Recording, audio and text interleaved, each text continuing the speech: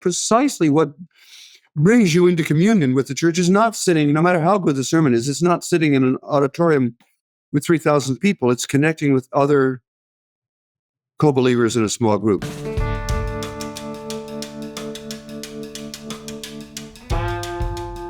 Hello, this is Russell Moore, and you're listening to The Russell Moore Show, brought to you by Christianity Today.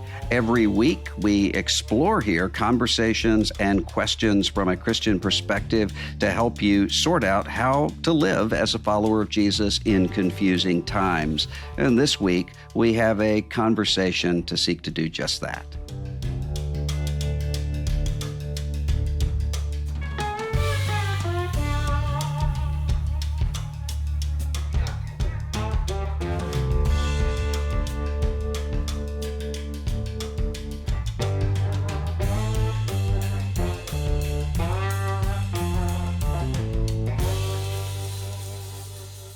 Maybe there's a word you stumble over every time you say it. Maybe it's cinnamon or something like that. For me, it's every time that I'm teaching from the book of Genesis, chapter 49, a passage in which Jacob is blessing his children, his sons, and the line goes, Judah is a lion's cub, which I every time say as Judah is a lion's club, and then have to stop and restart.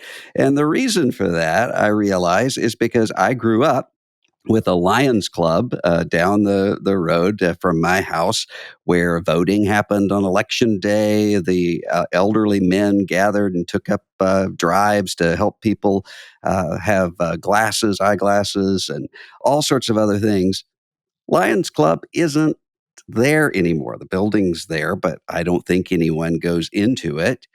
What is there in my little hometown is something called the Citizens of Woolmarket Facebook page, which I would look at occasionally and run in terror, because it is just a running list of complaints and grievances that kind of doesn't fit the word citizens very much.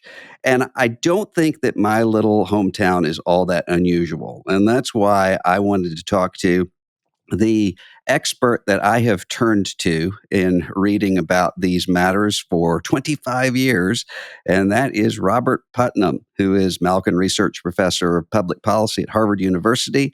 He has written several books, including Making Democracy Work, Bowling Alone, which is not only a book that has had monumental impact in world culture, but also has become a shorthand for this problem, bowling alone problem.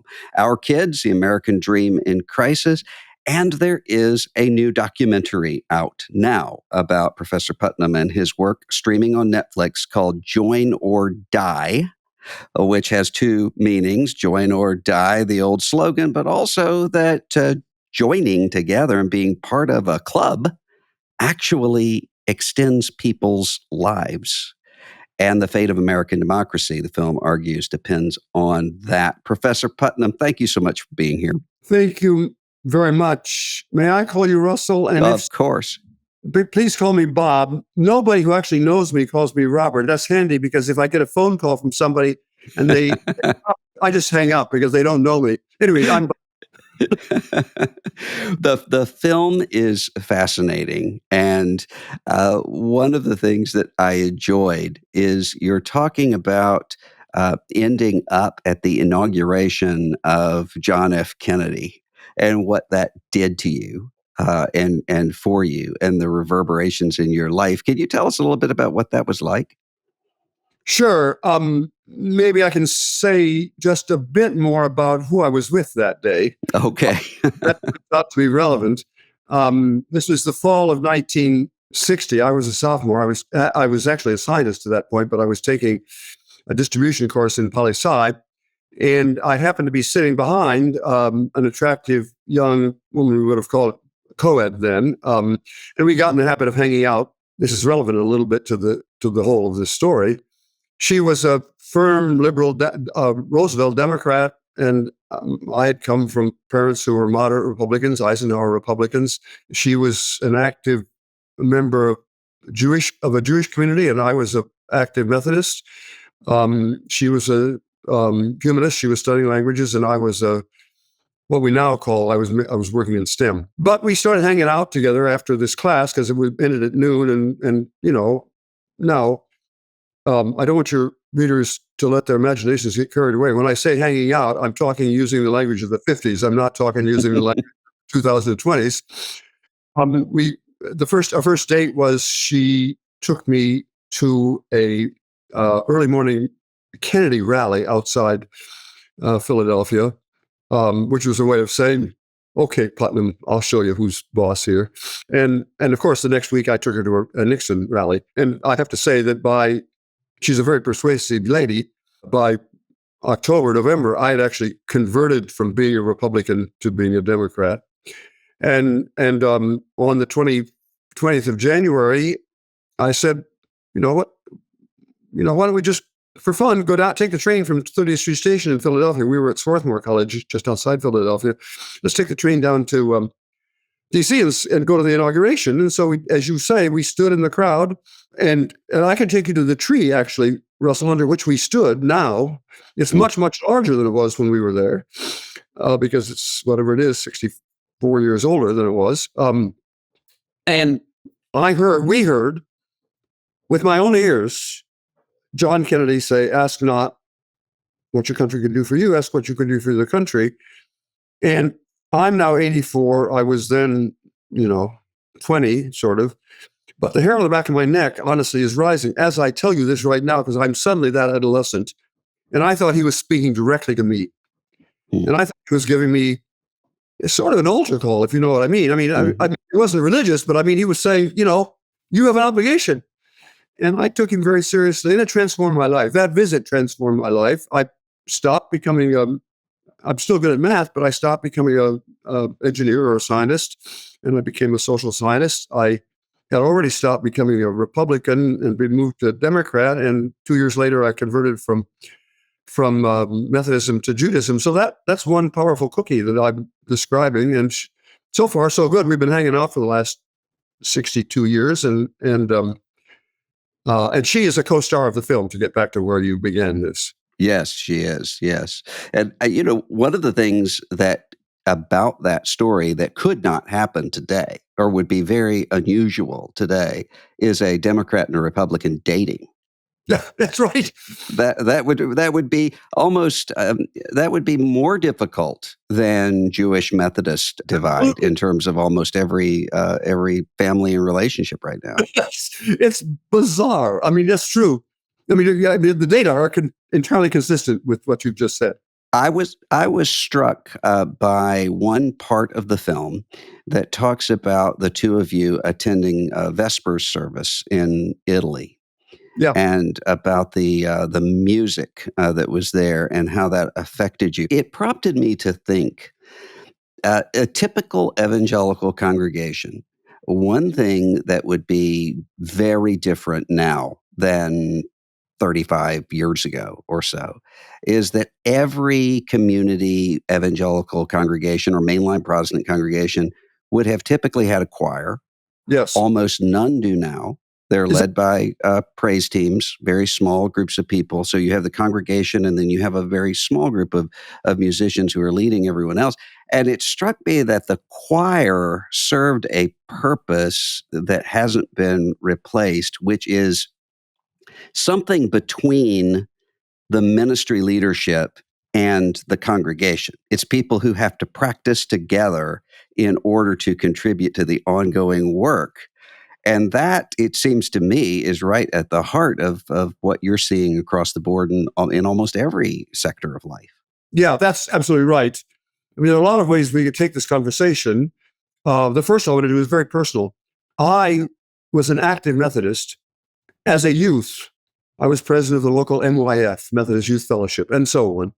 But I also sang in the choir, and not the kids' choir, but I sang in the adult choir. Mm-hmm. And when I went to college, I went to the local, this had nothing to do with campus. I just went to the local Methodist church there in the village of Swarthmore and sang regularly. And I did that for 2 or 3 years, even after I'd begun dating Rosemary. I don't know if this is sacrilege to say it. It wasn't so much a religious sacrament for me then. I just enjoyed connecting with these folks, and this was not a professional choir at all. They were the local, the local dentist, or I don't know, the local shop owner or whatever. I mean, this little village of Swarthmore. And I still love choral singing, actually. I've now, well, first of all, my voice is gone, but as you can hear. But moreover, I'm too busy to go to regular weekly choir practice. But yes, I think in my personal life, as well as in the broader society, and I actually did not know. I honestly, until you said that this 2 minutes ago, I assumed that if I went to a local mainstream, much less an evangelical church on Sunday, people be singing. Oh, they're singing, but they're congregationally singing. Yeah, It's that middle level that's missing. I wonder how much do you think there are some people who have suggested that, as one person put it, it's a license to license issue when it comes particularly to church connecting, because you typically had a period for most of American history where between the driver's license and the marriage license, people would sort of go away for a while and sow their wild oats, and then they would settle down and they would return. But that's when that period of time was 4-5 years.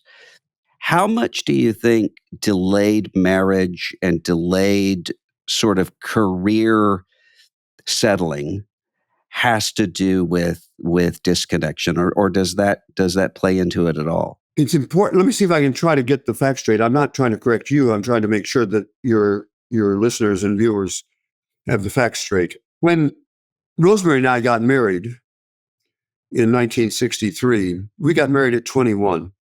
Mm-hmm. That was perfectly normal. It was perfectly normal for college graduates. It was perfectly normal for people who didn't get past high school. You got married basically sometime between 18 and 21, 22. And we had kids. Our kids all were born when we were 24, or about 25, roughly speaking. Now, our kids and our grandchildren, we're lucky enough to have 7 grandchildren, they're very kind to us, but they think we must have been amazingly oversexed, because why were we getting married and having kids at such a young age? Because now it's typical one of two things is typical. If you have a college education now, you're likely to delay your marriage and having a family and so on until you're in your early 30s. A huge change. Mm-hmm. Rosemary and I were college educated, and lots of college educated people in our era got married around 21, 22, roughly speaking. And now people just like us, our grandchildren, college educated, are getting married, if they get married at all, but they're getting married more at 33, 34, sometimes 29. But about a decade later, that's a huge change. But there's another change, which is equally important to notice. Lots of people don't get married at all. Mm-hmm. They don't. That's not to say they don't have partnerships, but they don't have durable. Now we're talking about the hanging out culture, and so what's typical today among Americans of marriage age, so to speak, is that if they have a college education, they delay marriage a long time until they're, roughly speaking, let's say 30 rather than 20. But that's true for the 1/3 of Americans who are college educated, who have a college degree. But for the 2/3 of Americans who don't have a college degree, they graduated from high school, maybe they graduated from junior college or whatever, they don't have a 4-year degree. What's typical among them, astonishingly typical, way more than half, I've forgotten the exact data, but I could look it up, but it's something like 70 or 80% of them are unmarried. They have kids. And now if you play through that for just a minute, what you realize is most kids in the lower 2/3 of American society have only one parent.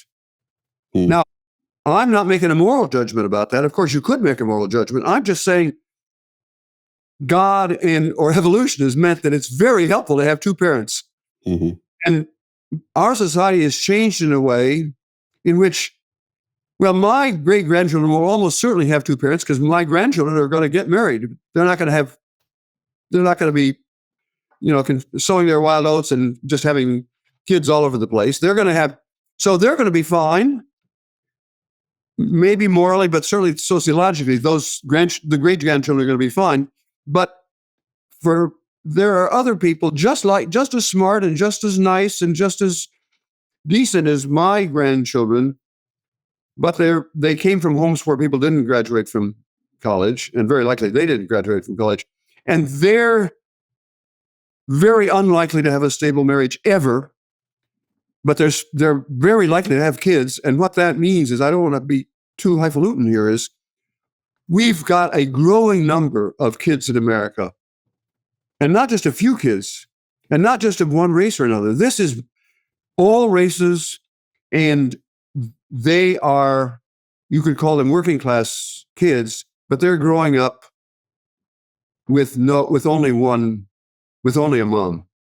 And I know that there are many religious observers who are worried about that, but it's not about religion, honestly. It's about the sociology that has meant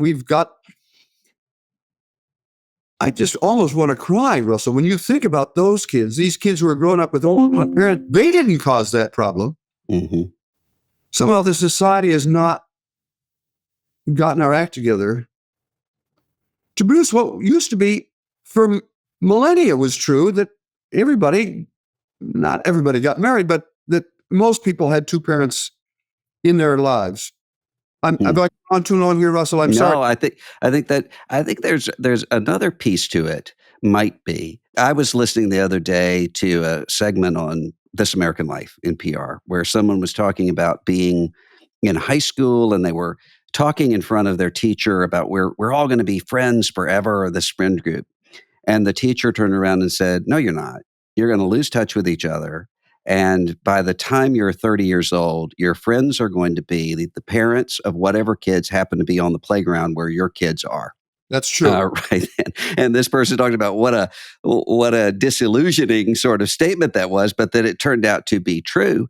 And it seems to me, for most of American history, that has been true. Yes. And if you've got this huge gap where you actually don't have places to make connections and friendships in your 20s, doesn't that contribute to the kind of loneliness that we're experiencing right now? Absolutely. Yes, it does. I mean, there's a lot more to say, but that's the simple answer. It's true. And that has bad consequences for the adults. That's what you're talking about now.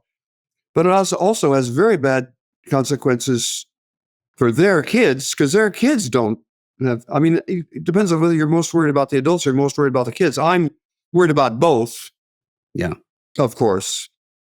But social isolation, first of all, growing social isolation is just a fact. The data is, there are just, sometimes people for a while argued about whether that's true. I began showing that was true 25 years ago. I showed it was true 40 years earlier, that people were more socially isolated. It took a while for people to realize that was true. And now everybody knows it's true, that we're just more socially isolated. Being lonely is a slightly different concept. That means, do you actually feel the impact of that? But both loneliness and social isolation are bad.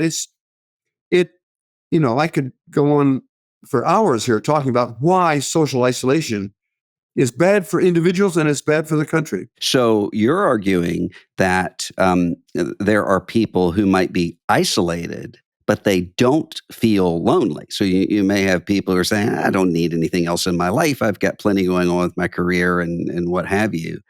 But that's still just as or dangerous in the same way that somebody who would say I'm lonely is. Yep, both of those things are true. I mean, it's true that it's possibly socially isolated.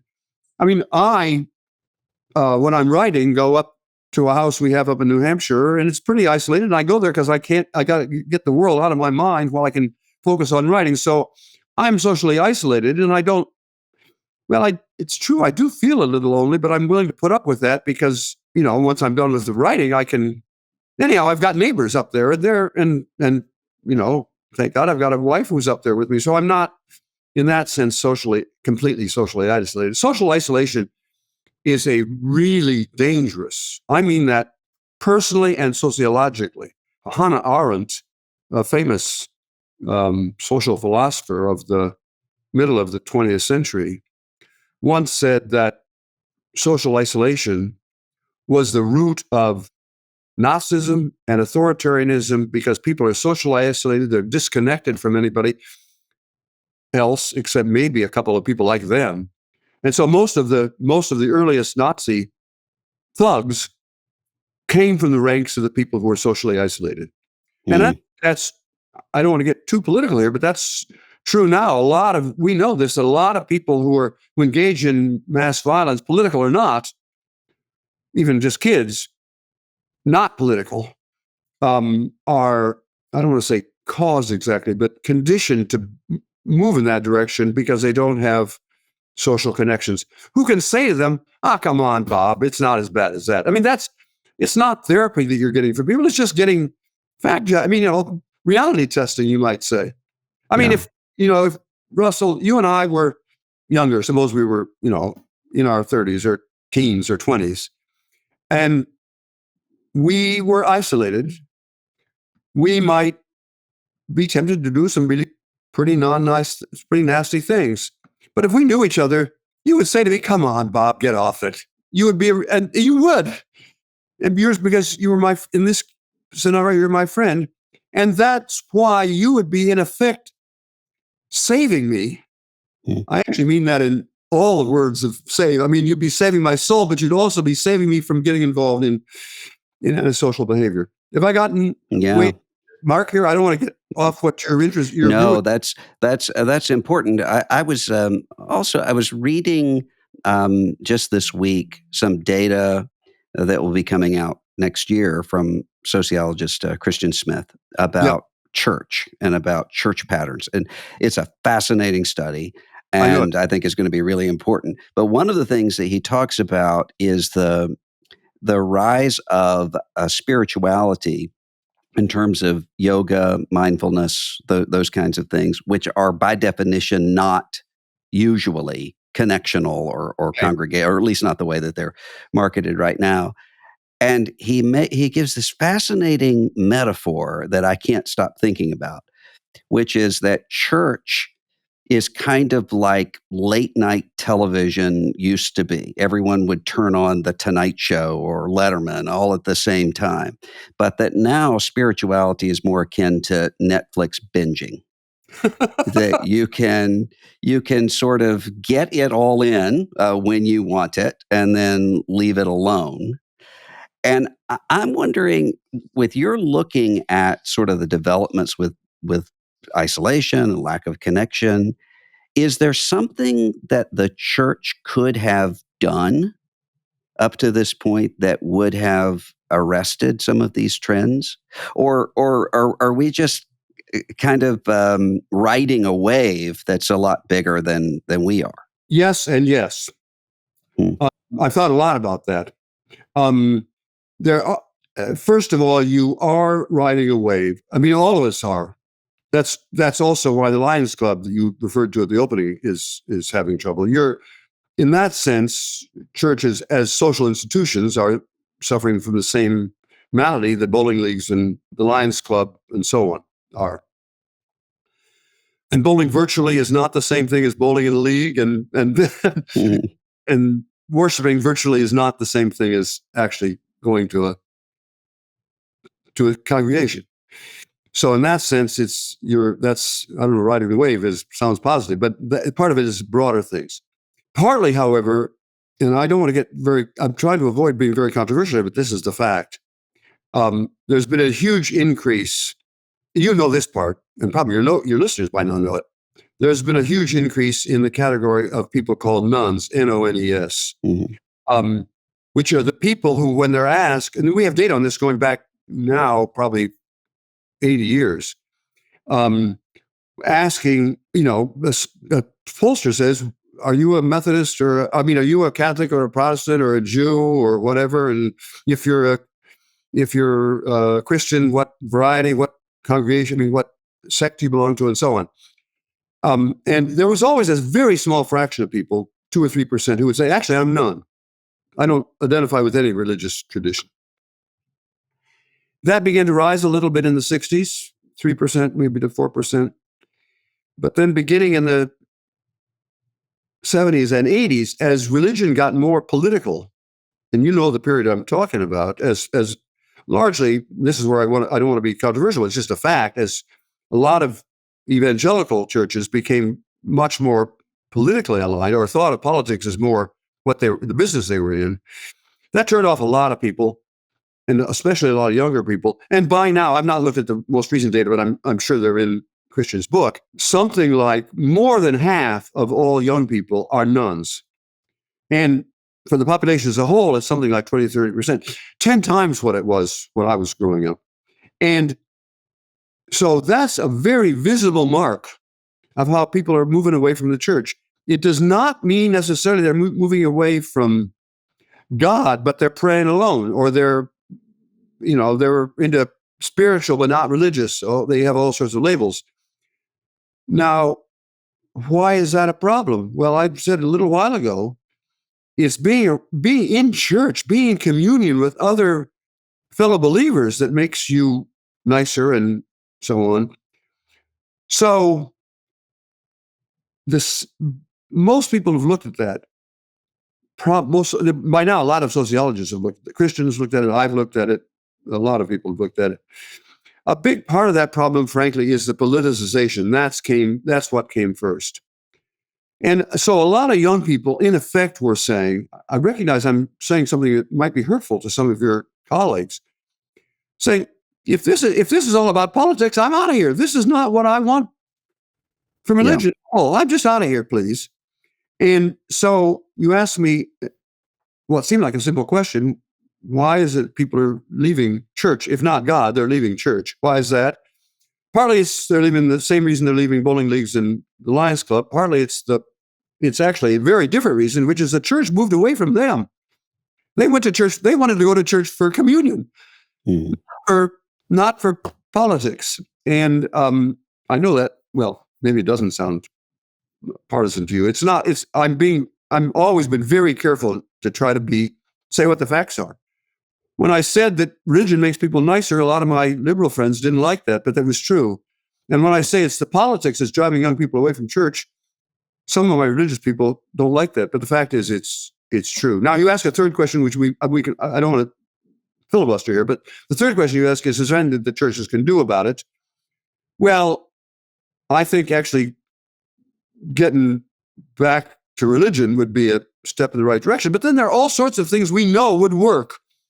And some of them were invented actually by the megachurch. That is, small groups. I don't know exactly who invented that, but it was certainly the megachurch movement in general. Yeah.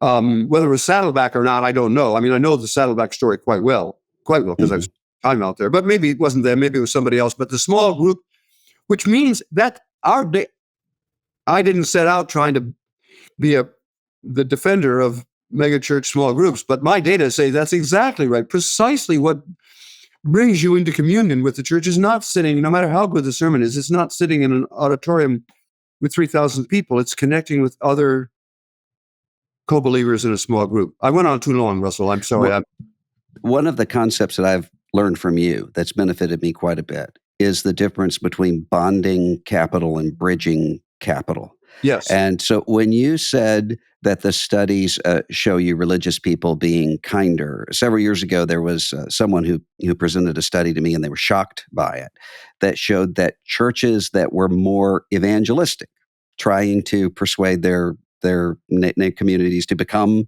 Christians or whatever they were, actually were kinder to refugee communities, immigrant communities, more connected.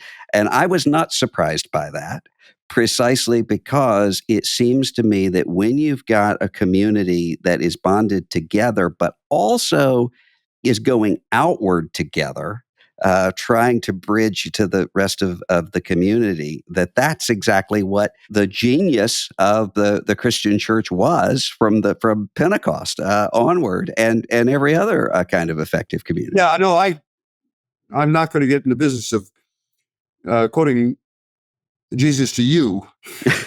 But remember, at one point I went to Sunday school all the time, so I do know the classic Christian liturgy, not just liturgy, but doctrines. He was not saying, let's lower the marginal rate of income tax at the highest level. That's not what he was preaching. He said, harder for a rich man to get into the kingdom of heaven than a camel to go through the eye of a needle. He was talking about our place, Christian's place, is with the least of these and with the stranger. And so now I apologize because I really am recognized. I'm sounding like I'm preaching the gospel to people who's that's their business, you.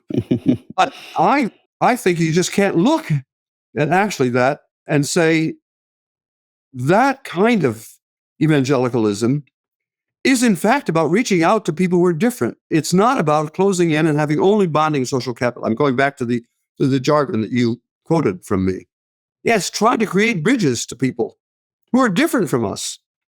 And well, okay, I looking at the Christian church in America, and I know as a scholar now, I know a lot about different parts. I know a lot about the Mormon church, and in many respects, the Mormon church is very insular and conservative. But on the issues we're talking about, on the issue about reaching out to strangers, and in particular, being supportive of immigrants in America, they're the strongest because of their evangelicalism, because they're reaching out to people in other countries, especially Latin America. The Catholic Church has a lot of problems, but in principle, they are very, I don't know if you use the word evangelical, but they are reaching out to people all over the world. And Russell, I'm now feeling a little uncomfortable because I'm not any longer really a Christian. I feel like I'm preaching to you guys. That's unfair. I don't have standing to do that. But I must say, I agree entirely that some Christians, in my view properly, read the commandments of the Gospels as urging them to befriend this stranger and not to close in on themselves, not to hunker down. One of the bonding aspects that shows up in the film, Join or Die, is there will be this gathering of, I think it's called Odd Fellows society, like a lodge and other groups. But the thing that I paid attention to is the fact that you had younger people who were leading.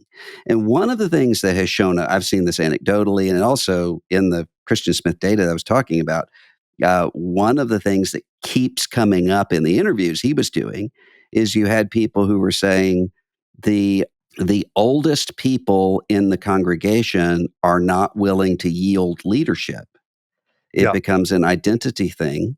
And so we're seeing this as a conversation in the country when it comes to the presidency. But that's happening in lodges and churches and other places. And one person in this study, one of the interviews said, I looked back to see when all of these people became vestry chair or chairman of deacons or whatever. And it was when they were 30, 31.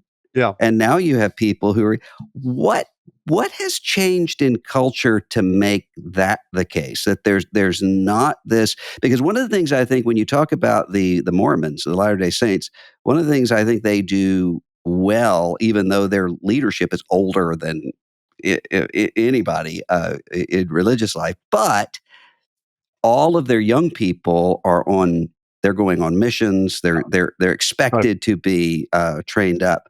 Why did that shift in American life? I mean, it's very difficult if you look at a Lions Club, for instance. Oh yeah, I'm not going to find a lot of 31-year-olds calling that to order. It's complicated. It's I would say it's partly push and partly pull, or partly attraction and partly rejection. Here's what I mean. It certainly is true that nobody likes being disenthroned because they're old. And you're not old, but I am. And I know I sometimes resent it when people tell me I should just retire and shut up. And so there is that, as you get older, you don't want to feel pushed out. So there is some of that. But actually, remember what the story of Bowling Alone says. Increasingly, people have not wanted to become involved in and so on. So partly there was a whole generation of people who are now in their 30s, 40s, and 50s, or 40s and 50s, who didn't become involved when they should have become involved. And so there's this gap between the very youngest people who now should be taking over and the very oldest people who they're staying around, and maybe they want to stay around, maybe they can't find anybody else to hand the power to. I mean, the leadership to. But in the middle, there's this missing several generations of people who are the very ones who went bowling alone, and now there's no way that they're going to come back. And I mean, that's a done deal. So what are we going to do here? I think what we have to have, and this is why I'm spending all my time now trying to preach to I am trying to preach to young people. Old folks like me, we can see there's a problem, but we're not the ones who can fix it. I mean, that's always been true. Old people can see the problems because I've lived through periods when it wasn't as bad as it is now. I've lived through periods in which America was more equal than Sweden, for goodness sakes. I mean, talking in the 50s and 60s, America was a very equal country and a very nonpartisan country. People love people across party lines. So I know that it doesn't have to be the way it is today, very unequal and very polarized and so on. But I'm not the person to try to figure out now in the 2020s and 2030s, what do we do about it? That's got to be young people. It's always got to be young people who come up with a new, and therefore it's my grandchildren. I preach to them all the time, and every time I get a chance to speak to a younger audience, I say, you didn't cause this. You did not cause this, but your task given to you by history and maybe God is you've got to reestablish the vitality of American civic institutions, including religious institutions. And that means, if we're talking about fixes rather than blame, it means all of us have got to be thinking, how do we get people of my grandchildren's generation, people who are now in their 20s, how can we bring them more involved in religion, in civic groups, in politics? That is the big challenge of our time. I really mean that. And it's a religious challenge. For goodness sakes, it's a political challenge. I've spent as much of my time as I can, including talking in groups, in events like this, but also when I'm on the Daily Show, I'm thinking, how can I use this platform to reach out to young people and say, it's you. You could do this. You didn't cause this problem, but we're all in this pickle, and you are the only people who can help us get out of it. I quote all the time a line that you did in an interview with the New York Times Magazine, where you said, I think you used the example of joining a running club. You said, you don't join the running club to save democracy. You join the running club because running is fun. And the connection and all of that is a side project. It reminded me of C.S. Lewis. It used to say that friendship is different than romance because friendship is side to side and usually engaged in something else, and the friendship is a byproduct. Yes. And most of these connecting sorts of organizations that you're talking about work just that way. So you don't have people who are saying, I want to be connected. They are just saying, I like to run. I like to ride motorcycles, or I believe in God. I want to worship. How does somebody do that? If you have, maybe there's someone your grandchildren's age who says, okay, I'm convinced that I do need connection, but how do I do that when the word that comes up most to me from young people is awkward? Yeah. And that is, how do I start that sort of connection without the cringy awkwardness of saying, I need people and I need to find them? Well, can I say two things in response to that? One is the last third of the movie is designed to answer exactly that question. You've seen the movie. Mm-hmm.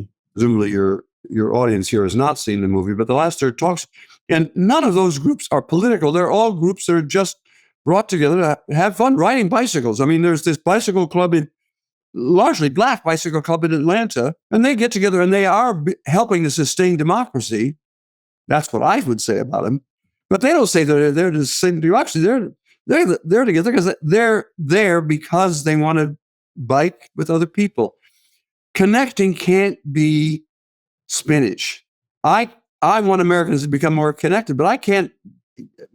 It's got to be fun. Above all, it's got to be fun. It can't be do your civic duty and eat your civic spinach, please. It's got to be look. There's and the people who we should give credit to, Pete and Rebecca, who the two producers of that film, Pete and Rebecca Davis. They're the ones who did the film. I was just along for the ride. And they were very careful to focus on solutions, not just problems, and talk about solutions that would appeal to younger people and that would be fun. Can I give you just one quick example? I hope social isolation was always a problem. It was a particular problem, especially for young boys. It's a problem. I indicated that early on. And it has been for a long time. It was at the beginning of the 20th century, around, roughly speaking, 1900. And it was then called the boy problem. That, in quotation marks, the boy problem. And there were a lot of isolated young men who were getting into trouble. And then in a remarkably short period of time historically, between, I think it's roughly 1906 and 1910, almost all the major youth serving organizations in America were invented in that 4 or 5 years. The Boy Scouts, the Girl Scouts, and the Campfire Girls, and the Big Brothers, Big Sisters, and so on, all of them. And let's take the Boy Scouts, because it allows me to illustrate. What the Boy Scouts, I'm not talking about the particular organization as it stands in 2025. I'm talking about the Boy Scouts in its initial stages. It's a remarkable invention because it combines fun. I mean, the reason you join the Boy Scouts is not to become a better person. You join it because you like hiking or identifying birds or, fishing or whatever. You like getting merit badges for, weaving or something. But you go there because it's fun. You don't go there for character building.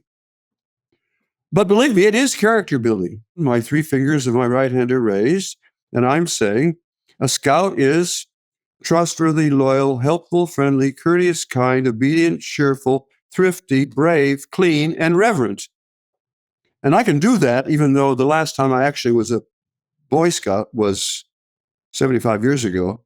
Now, first of all, why am I able to do that? Well, because I wanted to have fun, and part of the deal was you had to. But it was also character formation, right? Think of virtues. A scout is trustworthy. Well, that's not crazy. Helpful. Yeah, that sounds pretty good. Friendly. Courteous. Kind.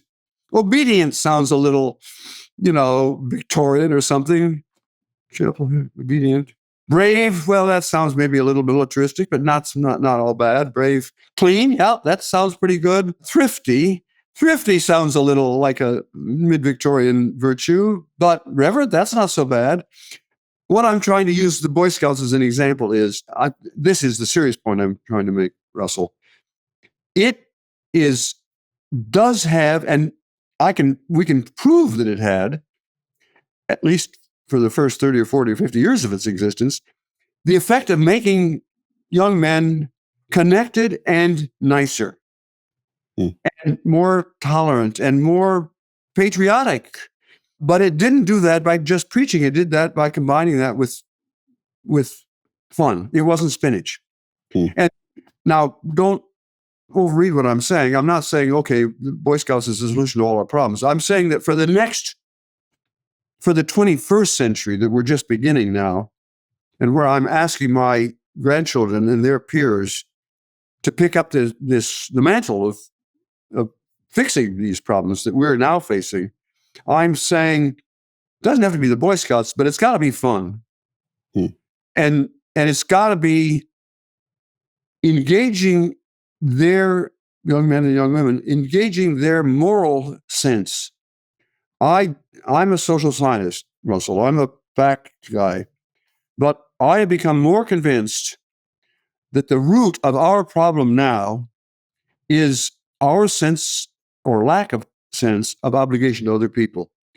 If in the periods in American history when we've been in the pits is because we privileged I over we. And in the periods when we've moved in the right direction, it's because we thought we had obligations to other people. I mean, now I'm purely a preacher. I'm saying until Americans begin to have a moral reawakening of our obligations to other people, it's going to be hard to fix this problem. That's what the data say. I won't bore you with your readers with the data, but that's what the data say.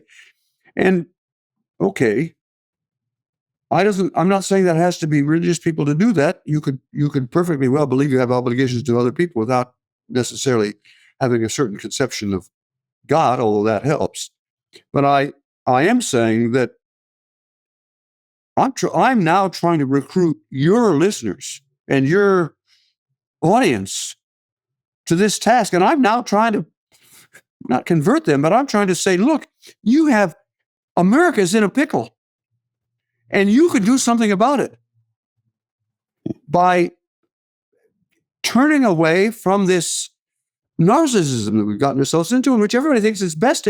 It's really fun to focus only on yourself. And that's not right. That's not in any religion. As we close, let's go back to that tree where you stood. Yeah. With your now wife, listening to JFK. We're recording this. This will probably air after, but we're recording before Inauguration Day. Right. Donald Trump is no John F. Kennedy, and 2025 is no 1961. But what would you wish if you could write the script, write the speech for Donald Trump to say to the young Bob Putnam who maybe just showed up in D.C. and is standing at that tree? What would you have him say? What an interesting question, Russell. I really like that question a lot. And of course, I hadn't thought about it. You shouldn't have, but you didn't tell me you were going to ask me that question. I would say, look, Americans, we are all, and we know, all of us know this, we're in a pickle. And we're deeply divided. And the division itself is part of the problem. But we will do better if we're a we. And then I'd like to insert some footnotes to the talk in which I say this is not just a lecture, that's what the data show. But that's, I'd have to think a little bit about how to say that. That's what the data show. And this reawakening of the real American dream won't begin in Washington. It won't begin in this building that I'm standing in front of. And it won't begin in the building at the other end of Pennsylvania Avenue. It will begin in towns and cities and rural communities and metropolitan areas all across America. That's always the way Americans have moved the country forward. It's connecting with other people in their local communities, across lines, and dealing with the shared problems, the educational problems, or the environmental problems, or whatever, in Oak Harbor, Ohio, which happens to be a real town, or in Springfield, Missouri, or Springfield, Illinois, or, the South Bay, the South San Francisco Bay, or up far north in Minnesota, or down in Louisiana, in Natchez, Mississippi. That's the place where the American dream is going to be reborn. And what we here in Washington ought to do, and what I pledge we will do, is to provide as much support as we can to those groups of all parties and of all races and of all religions, or even no religion at all, who are working actively in their local communities to make America a better place. Won't you join me in this crusade? So in other words, it might be ask not just what you can do for your bowling league. Ask what your bowling league can do for you and for your country or your church choir. Right. Robert Putnam, the movie is called Join or Die, streaming on Netflix. It is really well done. It is not preachy at all. It is engaging and fun, and I really encourage you to watch it. And of course, the books that you have written over the years that have fundamentally changed the way so many of us have seen the country. Thank you, Robert Putnam, for being with us today. Thanks very much, Russell.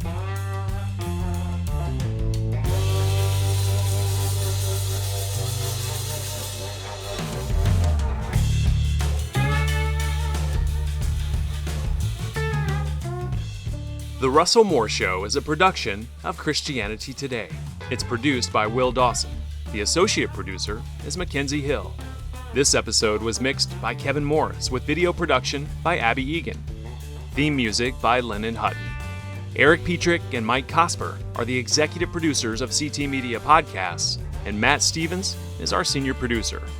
If you enjoyed this episode, please leave us a rating and review to help more people find the show. Thanks for listening.